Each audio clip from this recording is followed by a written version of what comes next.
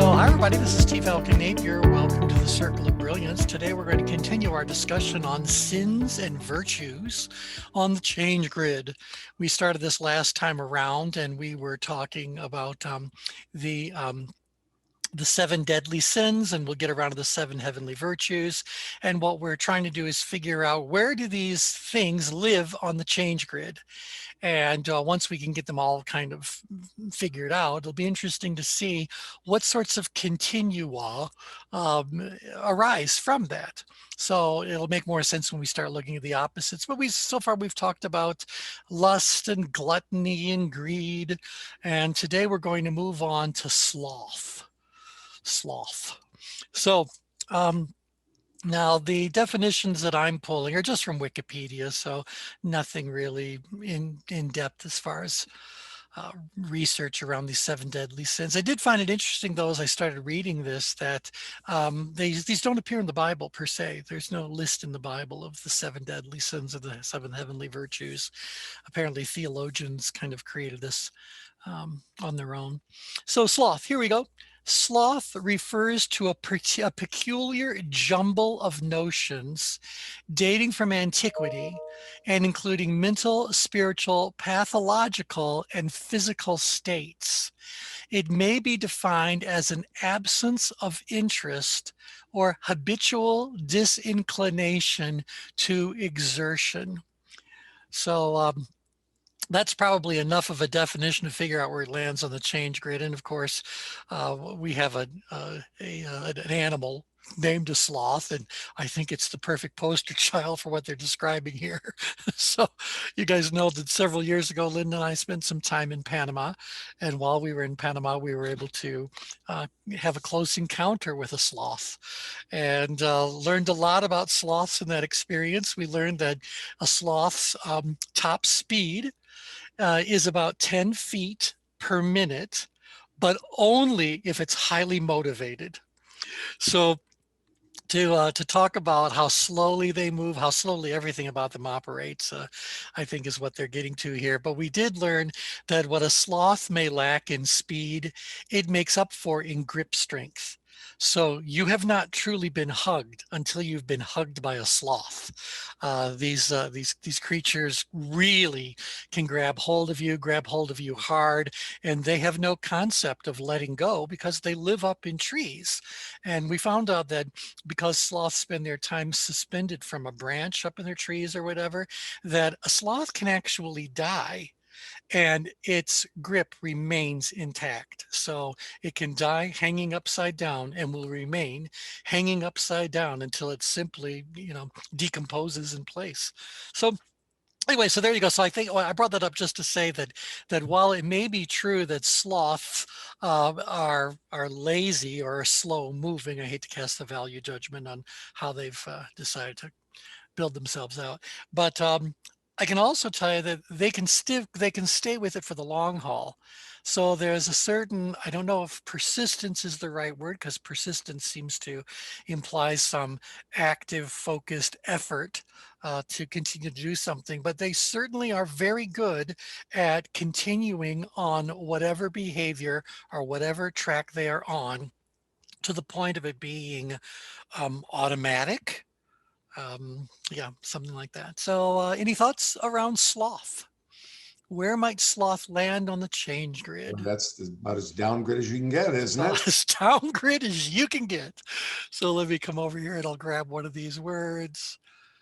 Let's copy and paste that, duplicate it, come down here. We'll throw in sloth. And for good measure, we might as well change the color of it so we have our little pattern continuing. Oh, let's give sloth a purple. Okay, so sloth is very far downgrade. Can you think of anywhere else that sloth might live, or is it seem to find its home right there? Terribly in-grid. Perhaps a little bit in-grid. Let's see. So are we thinking that, oh my goodness, are we thinking that the in-grid danger zone might also be a place of sloth? That's what I was thinking. Low ability, low challenge. So let's go ahead and put it there for the sake of our discussion. So I'll copy and paste this. you'd think I'd use? If I did this in a different piece of software, I'd have better capabilities, but other problems. So we'll say giant sloth lives down here in apathy. But is there also a form of sloth that would live in grid? Now, assume for a second that what David has just put forth is accurate. That would seem to imply that there is a direct relationship between perceived ability and sloth. Now, I won't say anything else. I'll throw that to you guys. What do you think? Is there a relationship that the higher your level of ability, the more pronounced sloth may be? Is it always that ability and sloth are connected to one another? Is this more of a bell curve than a linear progression? What are your guys' thoughts about slovenly behavior on the change grid? This is Kathy. I'm not sure it's a direct correlation. I just don't know. I mean, I agree with David that I think that it probably lies just from appearances sake, from the standpoint of appearances sake in grid. Yeah. So there might be some kind of bell-shaped behavior around this, but I don't know what it would look like. Well, if we do say there's a bell-shaped behavior, that bell would then be impacted by the second perception or a second perception, in this case, perceived challenge. So that would make sense that if the challenge is high enough, the ability is not going to manifest as sloth, but as something more productive. Yeah. That would seem to hold true on the change grid. How about saying there's intentional and unintentional sloth? Oh, tell us that. Where would the intention lie? Where would the... Well, that would be the down grid. Because I think in grid, you wouldn't have any intention whatsoever. Right. So then would you say that it's connected? It holds the placement we've given for sloth only holds true when perceived challenge is very low. So if the challenge is a 0, I can certainly see how sloth would hold true regardless of the level of ability, because I'm kind of going like, well, there's no challenge here at all. So I'm kind of by definition, I'm able to handle a 0 challenge. And so I can see how I might be gently lazy down here. But as I get stronger and stronger in my perceived ability against a 0 level challenge, I might be kind of going like, oh, please. It's like, I'm so able to handle whatever the situation is that not only do I view it as being a 0 challenge, but I've lived the whole process of dealing with this 0 challenge and blah, blah, blah. So I've kind of earned my sloth, as opposed to just defaulted into sloth because nothing was presenting itself as being, worthy or requiring of any sort of involvement. T, I had another thought. What about, where we find, on the grid, we find resentment. Now that'd be right here. The hallmark of resentment is Yep. 12 for ability, 6 for challenge. That would That's be more interesting. purposeful sloth. Right, because I'm kind of making a conscious decision that I really don't need to worry, but the task is beneath me. I could do it if I needed to do it, but isn't there anybody else? Because again, now we're down where that power apathy sort of range would be. So I don't know that that's as profound sloth as we would find downgrid, Right. but I think it's definitely, there's a certain slothiness. So Chris, you've unmuted. What do you think about sloth? I was thinking about, is there a case for internal and external influences on sloth? Like, for example, the external forces from an organization not wanting to move maybe as fast as you want to move or you could possibly move. So they're slowing down the process and causing you to have to hold back and putting you in a sloth kind of situation. So organizational sloth. Okay. Hey, great job, David. Yeah, let me give you guys a couple more lines out of the Wikipedia sort of definition. Apparently, this article is interesting. I have to tell you, I hate to do anything to minimize what Wikipedia is really all about. I happen to go to it very frequently if all I want is a quick little glimpse into what may be known or around a particular subject, and then I'll do a deeper dive if it continues to hold my interest. Getting back to that whole curiosity subject we explored a couple of weeks back. But one of the things it says here is that sloth has also been defined as a failure to do things that one should do. By this definition, evil exists when good people fail to act. Now that seems to resonate with apathy for sure, because I'm not feeling enough energy, enough tension to bother getting involved, even in those things that I think might be important. And for a moment, let me throw up the engagement rings. What they've just described could also be, let me come over here, click on this. If you look about down-grid awareness, down-grid intention, down-grid awareness, down-grid intention is more like the person acknowledging that X exists and X is something that maybe someday somebody should take a closer look at, but not me and not today. Right. So, so it's this person who can kind of advise the world of whatever he could be doing and should be doing, but there's really not enough energy there for the person as an individual to become more involved in whatever is going on. Yep. All right. So let me see if I can give you another little piece. Unlike the other capital sins, which are sins of committing immorality, sloth is a sin of omitting responsibilities. Let's see what else, blah, blah, blah. Sloth not only subverts the livelihood of the body, taking no care for its day-to-day provisions, but also slows down the mind, halting its attention to matters of greater importance. Sloth hinders mankind in its righteous undertakings and thus becomes a terrible source of humans' undoing. So yeah, that's interesting. In another thing I've read, it says that we've often believed that the opposite of love is hate, but the opposite of love is really apathy. And so the point of just not caring, not getting involved, not wanting to do any kind of interaction there.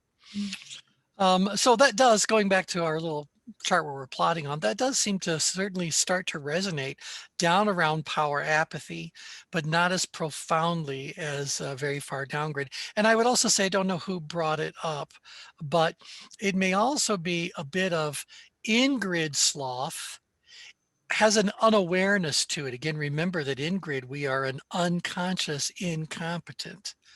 So is sloth passive? I'll go back to the original definition. Sloth can be defined as an absence of interest. Do I have to be aware of something before I can actually have an absence of birthday awareness? baby. Oops, someone's having just one moment. Yeah, I'm the birthday shot guy. There we go.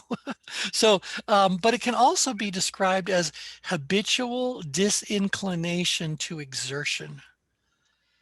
No, I'd love to comment here on this. Yes. This is really interesting because I had a conversation. I'm mentoring a very active professional in Moscow right now for a period of time. And she was telling me that in Russia, and I don't know if this is just Moscow or throughout the country, that there are enforced vacation times where she literally could not work for weeks over holidays, and how frustrating it was for her. And while she herself could do things on her own, there was peer pressure from her family and others not to work. And so I'm going back to, Chris's comment about organizational sloth. There is also national cultural sloth as a concept that occurred to me as we were talking, and the impact, think about the impact that has on people's psyches, but also national productivity. Interesting. Yeah. And culturally, I think you're absolutely spot on.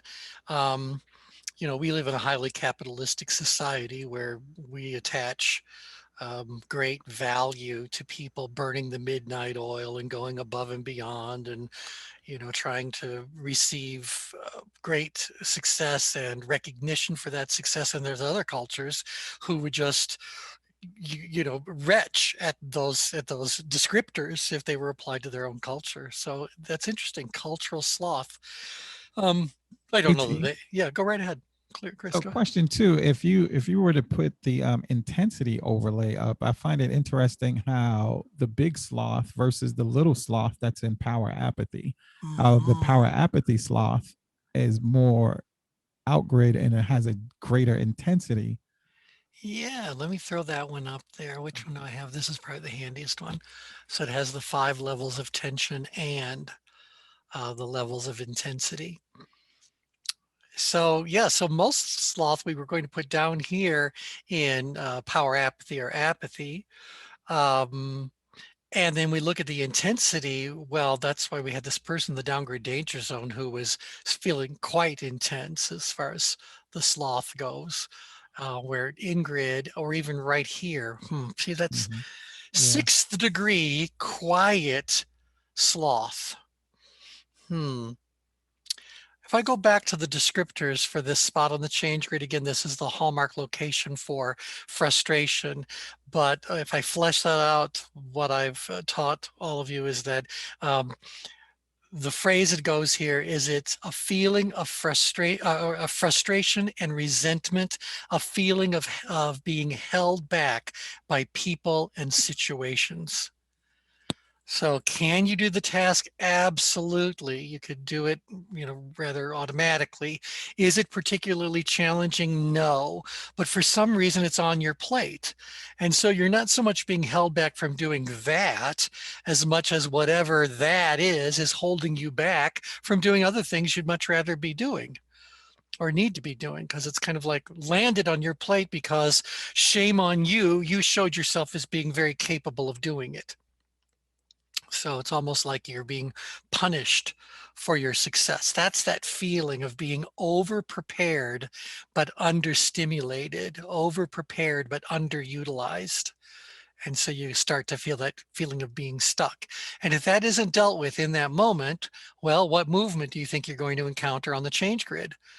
So the person who is actively now saying to the powers that be, to management in the case of an organizational setting, that they really do feel like they're ready for a new challenge, that they're feeling underutilized, or do they really have to do this task? Is there no one else who would do it well and find it a worthwhile developmental experience? Why me? Why am I being punished?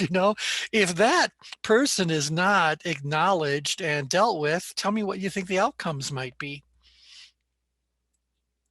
This involves unmuting. There you go, Kathy. Yeah. Obviously, they're gonna chill. They're basically gonna tune out. I mean, that's where you totally lose productivity. They're gonna tune right out. And if they don't leave the job, they will leave on the job. They will. Yeah.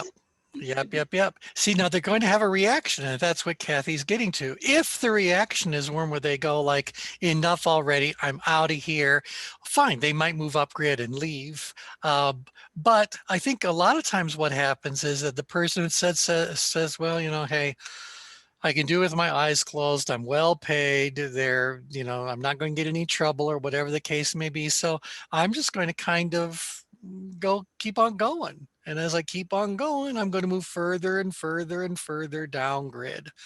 Now, there's also the possibility, in fact, I was speaking with one of you about a situation that this would hold true for, but let's see if I can characterize it for you. There's an individual who is living down here in power apathy, bothered enough to grumble about things, but not troubled enough to bother doing anything definitive to change it. Has no real reason to go out there and make any kind of life change that would require power stress to make happen. And so they can continue in this mode for at least the foreseeable future, if not the indefinite future.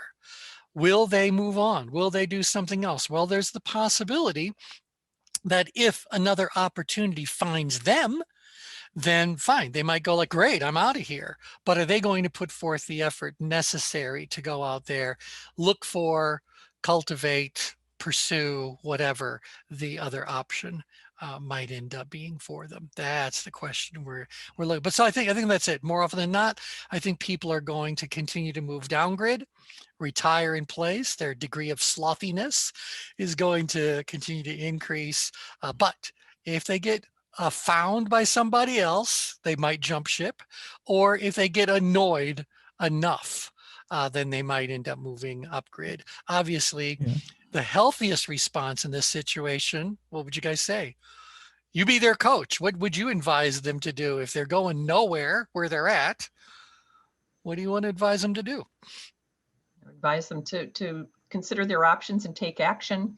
Yeah, I mean, yeah, it would seem to me that what we'd be saying to somebody is kind of like, well, then let's find you whatever's next. It's like we want to encourage them to move up grid, not quit in some ballistic reaction sort of mode, but just kind of go like, look, if this is where it is, that's how it is, and you're not content there, and you've tried, give it the old college try, but nothing's really changed. Well, maybe it's time for you to start thinking about what's next. Hey, T, got a question for you. Sure, Chris. So would you say that location where you were in power apathy, where you just were, yep, is that a case for presenteeism? Presenteeism. There's a one. I want a T-shirt that says that.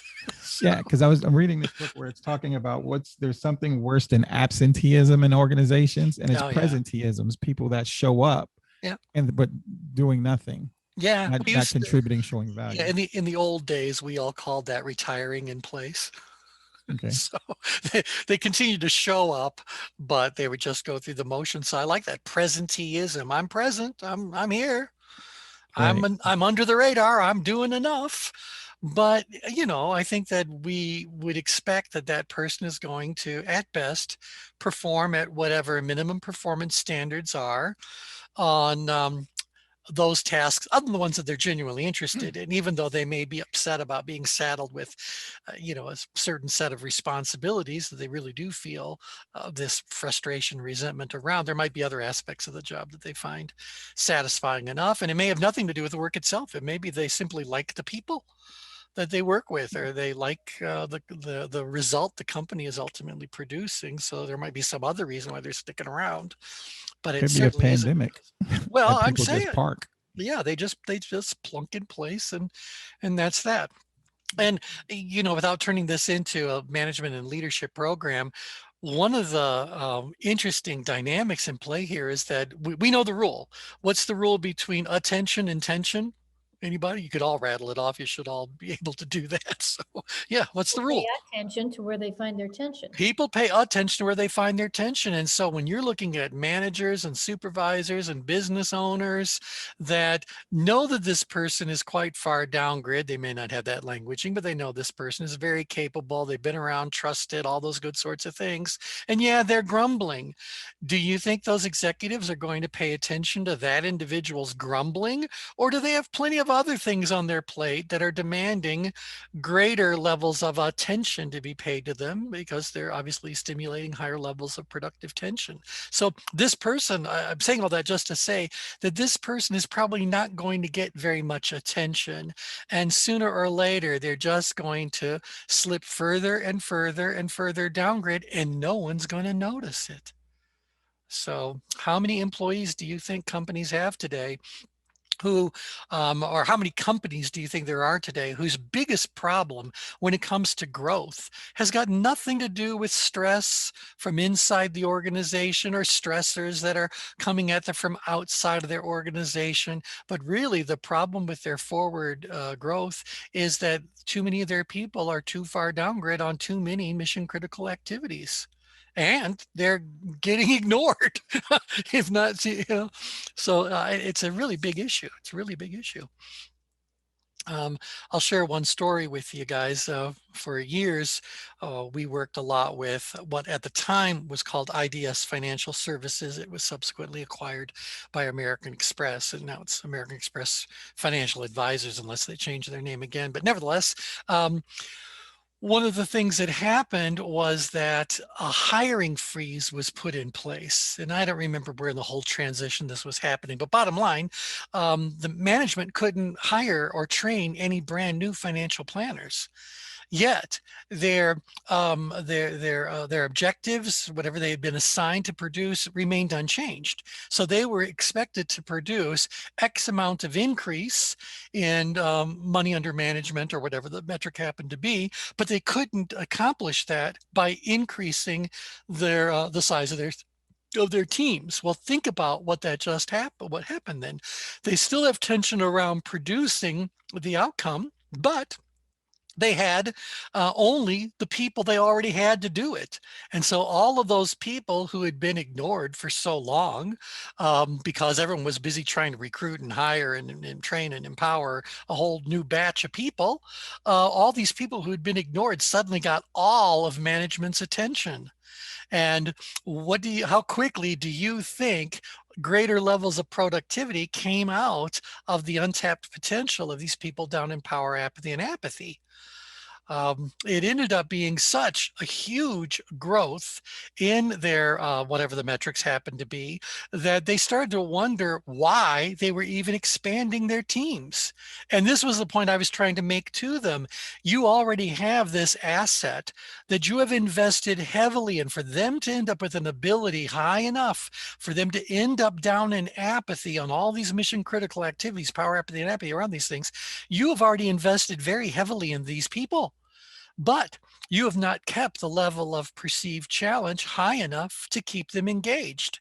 And so rather than trying to add new people, why don't you just put all of your attention into your downgrade performers and see what happens when you re-engage these individuals, when you get them to take all that talent and deploy it at a higher level. So their levels of productivity went much higher than they were expecting, and in fact were greater than what their assigned objectives had ended up being. So now you be that manager, you be the executive. Do you ever want to add another person to your team, or would you think you would make your priority then moving forward focusing on your veteran performers? Well, I'm sure all of you can unmute if you want to chime in on this conversation. What do you think, Tim? Yeah, it's interesting because Gallup has been looking at employee engagement for about the last decade or so. And then the last data I read about that disengaged bucket of employees is that the cost was around 500 billion. Loss, yeah, opportunity loss, and they represent about 3/4 of the workforce. Yeah, right. And again, think of the investment the company has made in creating that group of people. So it's like you know, it's like a farmer sowing the field and doing all that they can possibly do to tend these fields, and then the fields end up not being harvested. So it's like, what? So it's just crazy. But lo and behold, guess what the company did as soon as they were able to hire more people? They started hiring more people, and they started ignoring the people that were downgraded. So, and I think the belief is because, well, these people should be self-managed. Their business structure, by the way, is that pretty much you're still an independent. But I don't care if I'm the parent company and I want to make as much as I can make. I don't care if you're on payroll or an independent. I want to do what I can do to try to get you as engaged as I possibly can and keep you there. So all right, anyway, that's that one. Any other comments, thoughts about sloth? So it starts to appear as challenge becomes mastered, mastery starts to occur. But we can also say that there's a certain sloth. Oh, that's right. I wanted to just get back to this one thing. Do you believe it's possible for someone to have sloth, be slovenly, when they are unaware of something even existing? So is there a clueless sloth? Sloth can be defined as an absence of interest. So is it possible for me to have an absence of interest when I am unaware? If the answer is, yeah, that works linguistically, then fine. I think we can put sloth at the origin as well. Kathy, go right ahead. Yeah, I was going to say, I do think that is possible. I think what's interesting about this is the differentiator is almost a moral a moral judgment. So that there's the unconscious sloth, which is not necessarily the in-grid sloth, which does not have a moral, what I'm calling a moral factor. Right. And it's just, I don't know what I don't know, and therefore I appear slothful because I am behaving in a slothful way, but I don't even know I'm doing it. Right.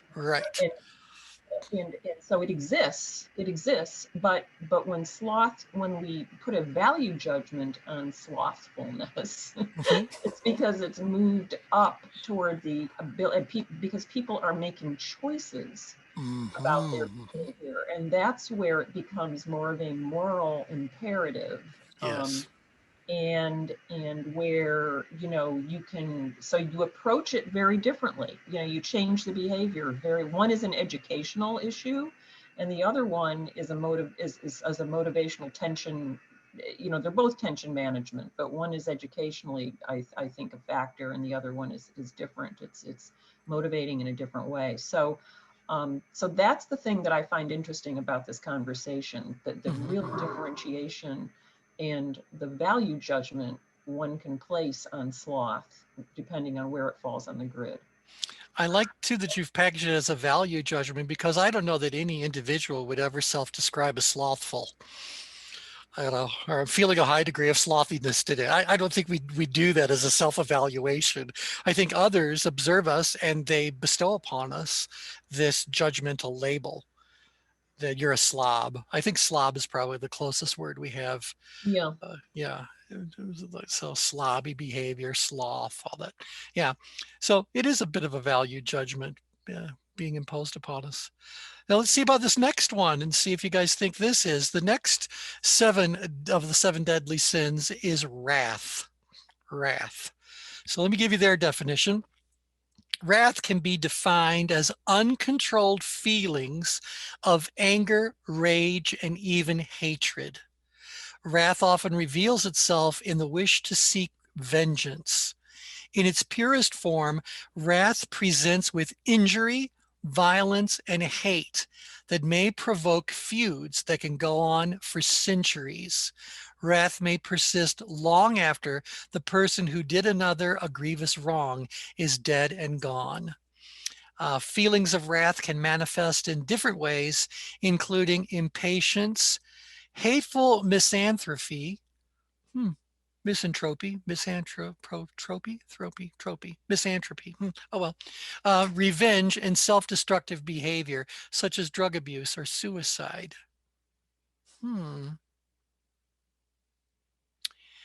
According to the Catechism of the Catholic Church, the neutral act of anger becomes the sin of wrath when it is directed against an innocent person, when it is unduly strong or long-lasting, or when it desires excessive punishment. So that's the distinction between anger and wrath. Yeah. Anything else here worth saying?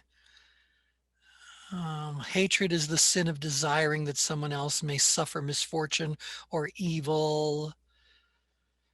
When people feel angry when they sense that they or someone they care about has been offended, when they are certain about the nature and cause of the angering event, when they are certain someone else is responsible, and when they feel they can still influence the situation or cope with it.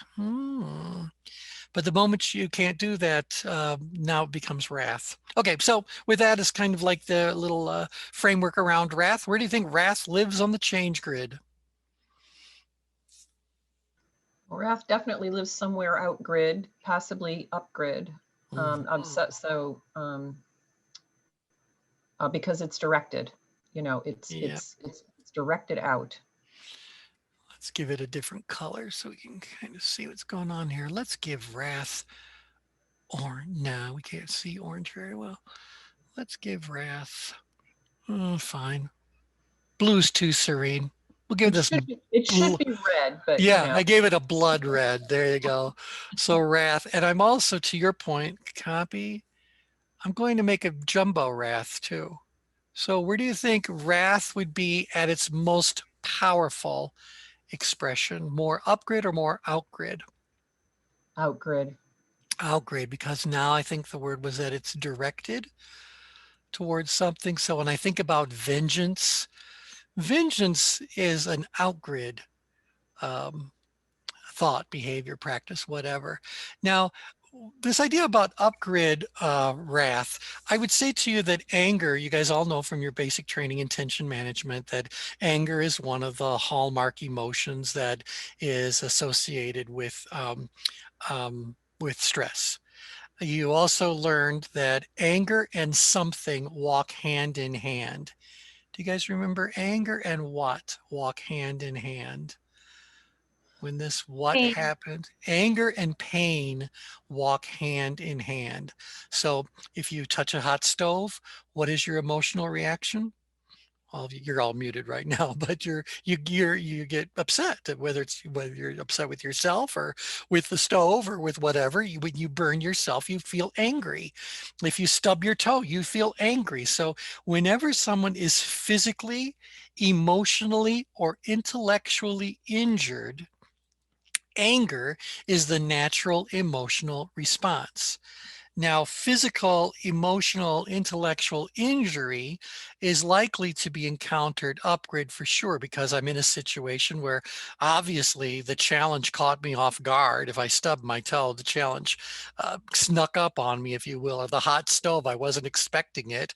And so in that very moment, I view myself as having very little that I can do around it other than whatever my reflexive movement happens to be.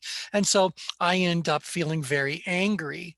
Now, if I then turn around and kick the stove or whatever, have I now moved into at least a gentle form of wrath?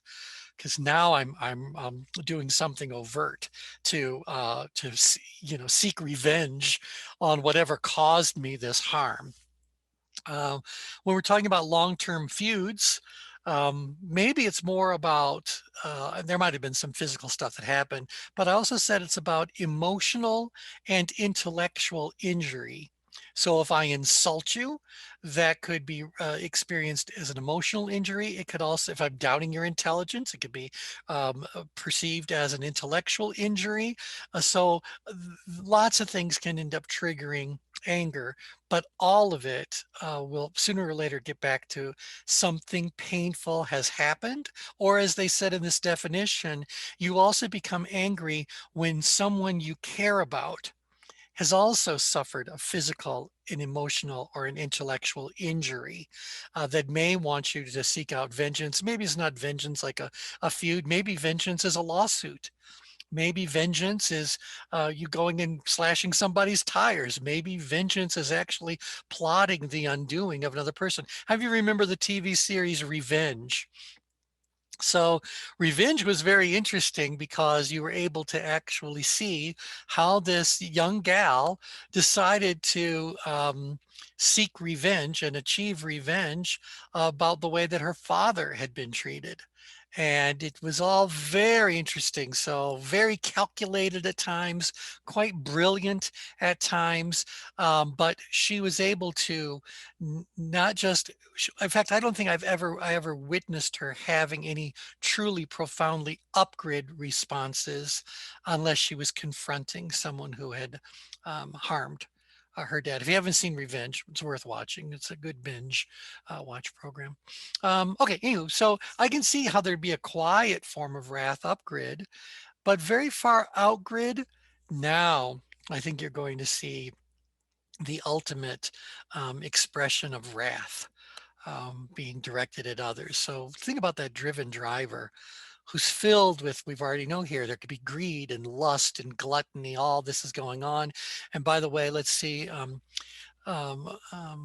if we look at the neurotransmitters, we know there's a lot of dopamine going on right there. There's a lot of endorphins going on. There's a lot of adrenaline going on. And so there's a lot of fuel to whatever this fire happens to be. Where'd the wrath come from? Well, maybe in one of their acts of greed, they lost. Or maybe in their pursuit of something that they lusted after, they didn't get it. Or maybe in their desire for gluttony, they were unable to satisfy or fulfill whatever those gluttonous kinds of drives were. And now they're really angry. But it's not just anger, it's anger that has led them to want to do something to attack, to get back again. So again, uncontrolled feelings of anger, rage, and even hatred leading to vengeance. Yep. So presents with injury, violence, and hatred that may provoke feuds. And so they're saying not only might this person have experienced that injury, but that they now want to injure the person or the situation that injured them. So seeking revenge. Okay, so I'll open this up for your guys' thoughts around here. Have you dealt with a client who is really in the midst of a wrath kind of a situation, or dealt with a company or an industry? Where have you encountered, witnessed wrath? Anybody? Well, I guess being quiet is pretty good. It means you guys haven't had to deal with that. I just wanted to bring it up so that I could say, I believe, and you guys can tell me if you think I'm missing something, but I think if we have a client, whether it's an individual client or whether it's a corporate client, and even if it's a corporate client, it's still going to be individuals who are controlling whatever the behaviors are resulting from that level of anger, that level of wrath. I think it's kind of beyond our scope of I don't want to say of responsibilities. I don't think it's in our skill set to really deal with something that's this far outside of what we would consider to be normal, manageable behavior. So we might give a try. But Kathy, you've just unmuted. What do you think? No, absolutely not. I mean, this is the case for the psychologist, for the psychiatrist, for Yeah. you An know, intervention needs to be had. yeah. This is serious stuff because it could be violent. It could be very violent. And then, if we were even aware that this person had these violent tendencies because they shared something with us around that, it could actually end up coming back on us. And so I think that you're encountering that kind of a situation. This is beyond. In a corporate setting, maybe this is when you would say they might not have reached out to me. In fact, Tim, I'm going to ask you to unmute if you're in a place where you can unmute. How would HR handle an executive who was dealing, who was experiencing this wrath? What do you think about that? Tell us about how does a company deal with people that are experiencing wrath? Well, that's a really interesting question, because what I find is that if they are making their numbers, particularly on the sales side, if they are a producer, they tend to get a pass. Yeah. And it creates all sorts of issues in terms of, back to the prior conversation on employee engagement, because it affects the mood of the organization. And in fact, I think it drives employees into that sloth state. And so you then begin to see an impact on performance and productivity, where folks are intentionally pulling back in terms of their participation as a team member, and in terms of their relationships with customers. And I've actually witnessed that. And so it has all sorts of implications to the organization. But again, they're an executive, they're producing to whatever degree of measure that may be. And really, from the standpoint of your question of the HR side, unfortunately, that's the part of the responsibility and accountability of leaders that does not get a lot of value. And yeah, and Kathy, you're still unmuted if you want to throw something in, but Yeah. Just a couple of comments on that. I mean, I used to work in a large corporation in executive development, succession planning kind of role, HR type stuff, where I was working with the very senior levels of a global company. And yes, we did see that. Absolutely. You did see that depending. And so it really is based on the culture of the company. It's based on the role of the very person at the top, how they choose to tolerate that or manage that. And that's where the role of HR comes into play, of being able to put that choice in front of the senior executive, the senior most executive, to say, what kind of culture do you want to create here? How are you going to handle this? What kind of culture do you want to create? Yeah, thank you, Tim, for, I'm sure you see this all the time. It's been a while since I've been in that role. The other, and I love the point that Tim was also making about how it drives the counterpoint, because this is very similar to what we have talked about often about the bully role on the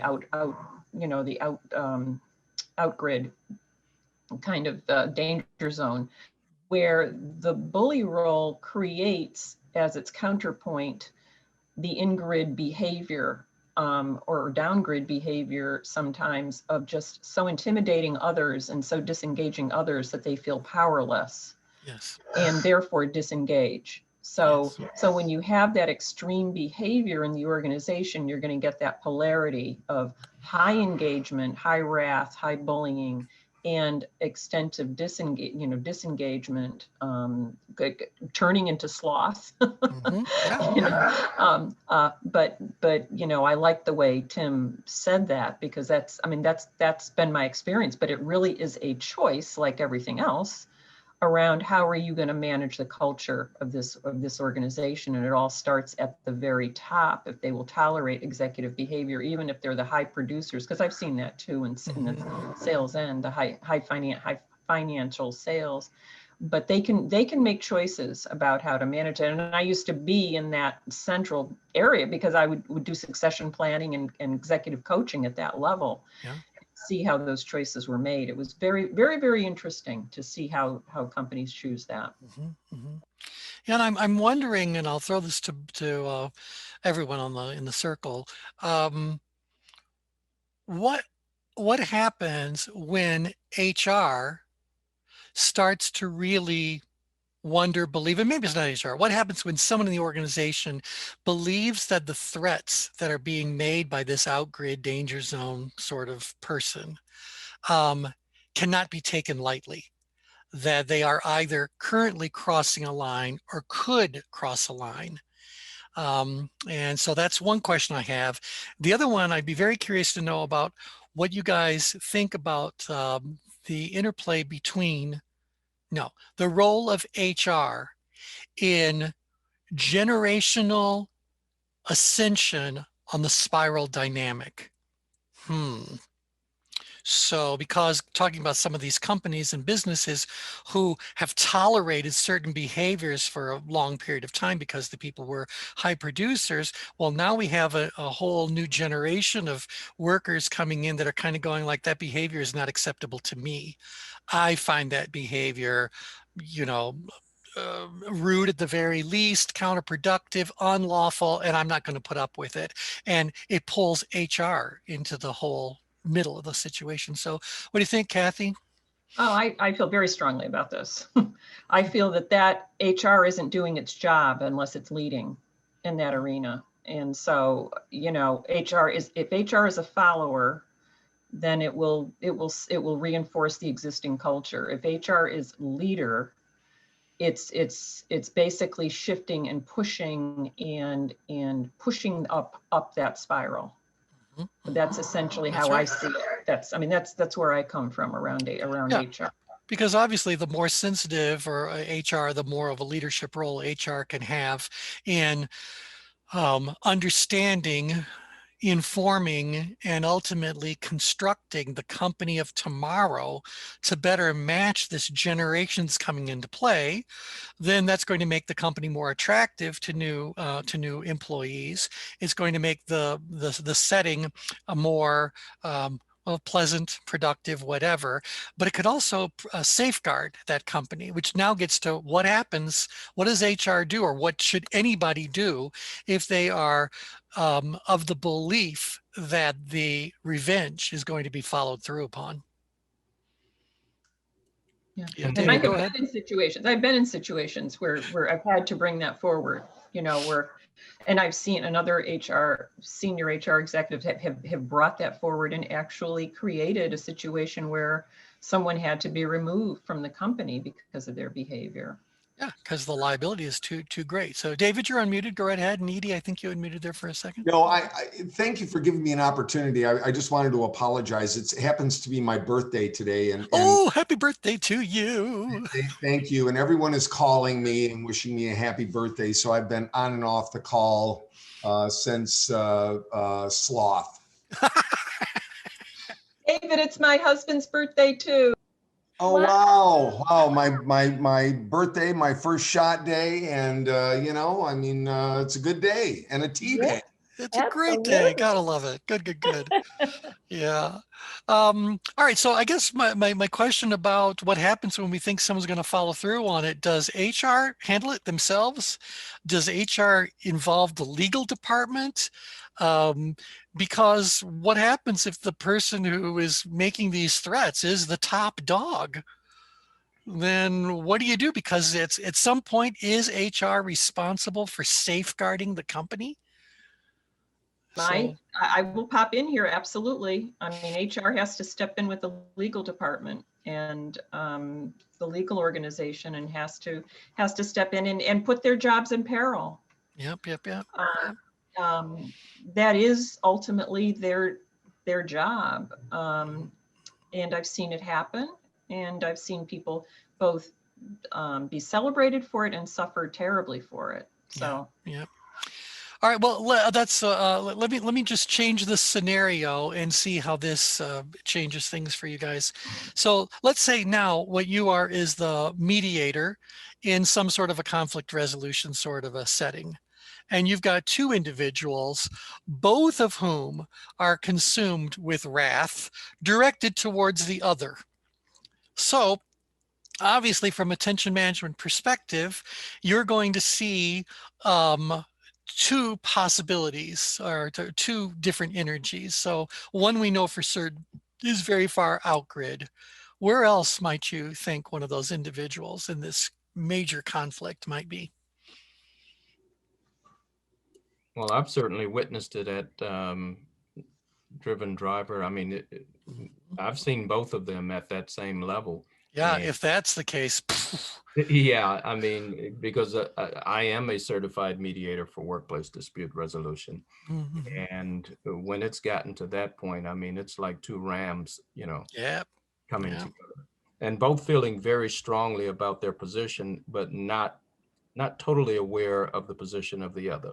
So it's really a very selfish position, and a mental block in trying to receive, or even being willing to receive, the viewpoint of the other. And so are there also times when, while those discussions, such as they are unfolding, that people suddenly skyrocket up into stress? Oh, absolutely.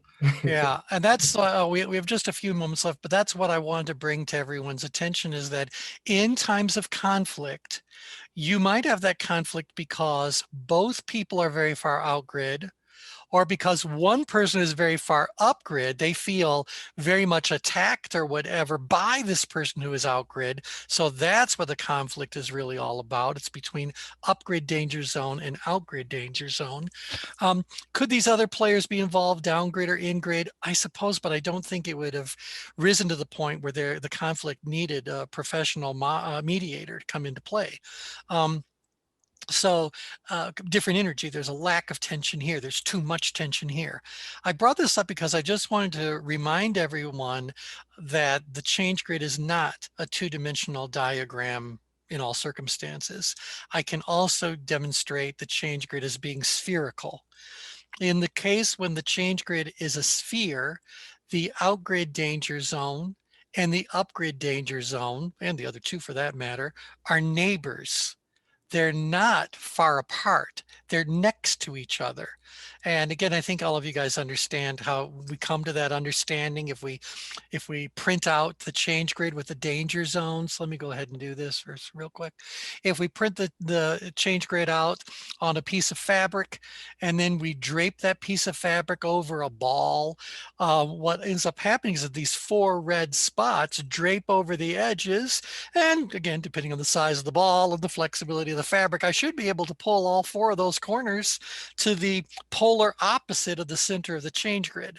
So although you see 4 powerless points, these are in fact all the exact same point. They're just at the polar opposite of the center of the change grid. So this outgrid danger zone and everything you know about it and everything we've been talking about, and the upgrid danger zone and everything that you know about, everything we've been talking about, are exact neighbors. That means it is, forget easy, it is effortless for an individual in the outgrid danger zone to suddenly bump into the upgrid danger zone and display the kinds of behaviors we expect to find up there. Again, if we talk about fight or flight, outgrid wants to fight, upgrid wants to run away. And so how often, in fact, I'll throw this to Tim, you're doing conflict resolution, and for whatever reason, suddenly one of the combatants suddenly decides to acquiesce, suddenly decides to withdraw from the discussion altogether. Oh, yes, I've actually seen that, particularly when I've done mediation for my local county for the Dispute Resolution Center. Mm-hmm. And going through that process, yes, it is nothing to see one of the parties just give up on the process and literally walk out. Yeah, and that's not going to resolve anything. Exactly. And so, similarly, we talk about fight or flight as the 2 survival instincts. There's also freeze and fade. Those are more characteristic of the in-grid and the down-grid danger zones, but nevertheless, this is how someone who is in a highly conflicted situation might choose to respond to that threat. And don't think that these are very different from one another. They are exact neighbors of one another. And so you can actually watch someone move from an outgrid danger zone behavior, being that bully, to suddenly presenting themselves as being the true victim, which is an in-grid danger zone position. Or they might suddenly say, well, I'm just running out of here. I'm done with the whole thing, which is different than the person throwing up both hands and saying, I don't care anymore. So running to avoid it versus throwing up both hands and just acquiescing. These are all different sorts of behaviors that we find in danger zones. But what I want to leave you guys with, and if you want, next time we chat, I can bring up the layer about the dark side of the change grid. But what I want to make sure I bring to your attention is that nobody went through the center of the change grid on their way to the other danger zone. Right? Nobody went through the heart line. Nobody went to this place of logic, emotional disconnect. That's where we want them to be. But no, they're just jumping from danger zone to danger zone to danger zone. And they can do that effortlessly because these are technically neighbors of one another, not any sort of polar opposite. In fact, now that I've been babbling about all that, I remind myself that there may very well be a dark side of the change grid in this pile of slides. Oh, there it is. So you just got to wrap your head around this. So see this over here, outgrid, you can see in ghosted gray. That's outgrid. Up here is upgrid, in-grid, downgrid. These are the danger zones. So you see this little triangle for each one of them that leads to their red spot. All 4 of those red spots overlay on one another. All 4 of those corners that seem to be extremes come together in the exact same point. And so people can go from being dominating and forceful and manipulative to being frightened and reactive, to being passive and submissive and weak, to being apathetic and lethargic, all in an instant. They can move around here. Interesting stuff. Yes. All right, then. Yeah. So with good. So what we'll do then is it's a good place to end. We'll pick up where we left off on our next call. So everyone have a wonderful weekend, and I'll talk to you again on Tuesday. So bye, everybody. Thank you, T. Bye. Bye. Have a good one. Bye. Bye for now. I'll be getting my COVID shot next Tuesday. Oh, good for you. Well, join in anytime you can. Okay, bye-bye. All right, bye now.